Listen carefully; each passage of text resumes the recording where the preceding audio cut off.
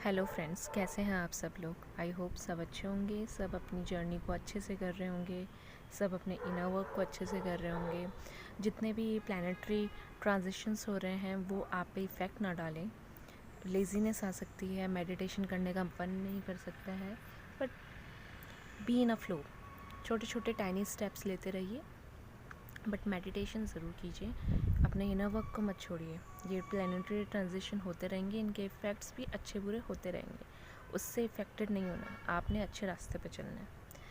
Now आज की मैं ऑडियो में बात करूँगी फादर वुंड्स के बारे में। जैसे हम अपने इनर वर्क में आते हैं, अवेकनिंग की जर्नी में आते हैं, तो हम अपने ही पैटर्न्स को बहुत अवेयरनेस से देखने लग जाते हैं, जो कि बिफोर अवेकनिंग हमें पता भी नहीं चलता कि हमारे भी कुछ रॉन्ग पैटर्न है ना। जब तक आप अनअवेकन्ड होते हो तब तक तो आपको यही लगता है कि भाई अगला बंदे ने या बंदी ने ही बुरा किया, आप तो बिल्कुल आप में कोई प्रॉब्लम ही नहीं है। लेकिन जब सेल्फ रियलाइजेशन की जर्नी में जाते हैं, अपने आप को पहचानने की जर्नी में निकलते हैं, तो हमें अपने खुद के पैटर्न्स दिखते हैं, खुद के ट्रॉमास दिखते हैं। इट कुड बी एनीथिंग, बड़ी सी बड़ी चीज़, छोटी सी छोटी चीज़। तो आज हम बात करेंगे फादर वुंड होता क्या है। ये भी एक बहुत मेजर ट्रॉमा है जो कि लोग अनअवेयर होते हैं। आज के जनरेशन में लोग बात कर रहे हैं, बातें ऊपर आ रही हैं, पेरेंटल प्रोग्रामिंग पे हम बातें कर रहे हैं। मेरा इस ऑडियो का मतलब बिल्कुल भी ये नहीं है कि मैं किसी को हार्श पहुंचाना चाहती हूँ या एक पर्सनल बिहाफ पे मैं बात कर रही हूँ। यहाँ मैं अपने एक्सपीरियंस से लेके बात करूँगी, अपने खुद के इनर वर्क से बात करूँगी, और मैं चाहूँगी कि कई लोग इस जर्नी में जिनके भी ये पैटर्न्स हों वो भी इसको हील कर सकें। सो फादर वुंड क्या होता है बेसिकली? फादर वुंड यानी कि एब्सेंस ऑफ फादर, और it could be unavailability of a father. Father का एब्सेंट होना मतलब क्या पता कोई डेथ के कारण सेपरेशन हो गया, वो वुंड अलग होता है। कोई फादर होते हुए भी अनअवेलेबल हो, वो वुंड अलग होता है। कुछ लोगों के फादर बहुत नार्सिसिस्ट होते हैं, dominating over control freak personality के होते हैं, वो वुंड्स अलग होता है। सो एक फादर का काम क्या होता है? Provider, protector, financial provider. So अगर कई, जैसे अब कईयों के फादर ही मर गए तो उनको ना फाइनेंशियल प्रोवाइडर मिल रहा है ना प्रोटेक्टर मिल रहा है, वो एक एब्सेंस फादर के कारण क्या होता है, later on those girls always attract such kind of male who are similar to the pattern of their father. For example, some male is insecure of commitment. He is always and always, getting into the loop of not giving you commitment. Or might be if your father is not dead, but he is unavailable to you. He's never be a protector to you. He's never be a caretaker of yours.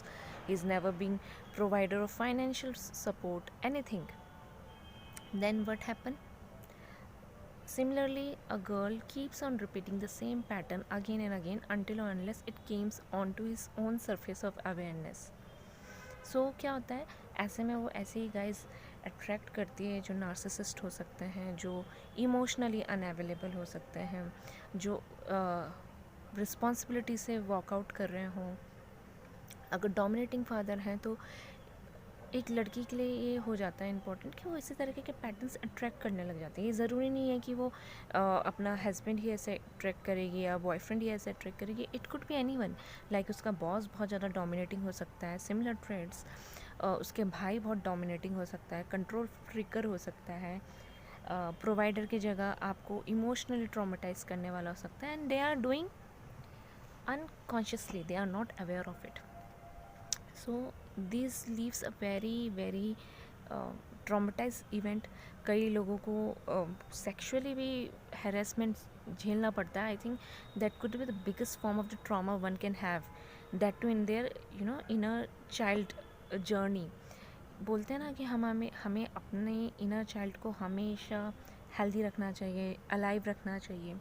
और जब ये traumas हो जाते हैं तो उस time तो बच्चे को समझ में नहीं आता, हम इमोशनली उतने कैपेबल नहीं होते हैं उस सब चीज़ों को समझने के लिए। या एब्सेंस फादर बचपन में पता चलता है क्या पेरेंट्स का डाइवोर्स हुआ है कुछ, वो तो रिफ्लेक्ट होता है बाद में लाइफ में। या जिनके घर में बहुत कले क्लेश चल रही हैं, लड़ाइयाँ हो रही हैं, वो सिमिलर पैटर्न वाले लड़के अट्रैक्ट कर रहे हैं, चाहे वो बॉस के फॉर्म में है, चाहे भाई है उसका, चाहे पति हो गया उसका, या कोई लवर हो गया। सो ये पैटर्न्स रिपीट होते रहते हैं जब तक आप अवेयर ना हो। मोस्ट प्रोबेबली ये अवेयरनेस ऑफ पैटर्न एक अवेकनिंग जर्नी के बाद ही आता है।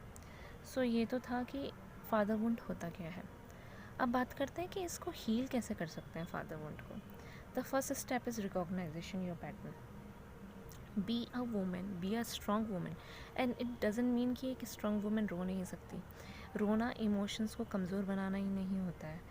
भगवान ने अगर कोई भी आपके अंदर भाव दिया है ना, वो एक रीज़न से दिया है।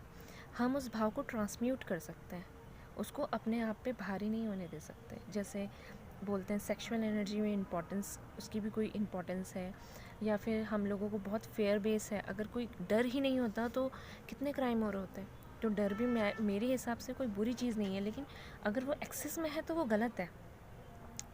सो रिकॉग्नाइजिंग दिस पैटर्न कि फादर वुंड है is the first number one situation of healing towards father wound. First and the most important thing, just recognize, just look back into the past, think of, not like totally into the past, but a little bit, just go and just watch and just look back why you are repeating the same pattern in your life. Secondly, I would say, when you recognize the pattern, you try to understand why it's happening again and again. The second thing, recognize करना, pattern का break करने की कोशिश करना. And the third thing, the most important thing, most people you know are not available to do so, that is forgiveness. Are you able to forgive all those patterns, that absence of father and unavailability of father? Are you available?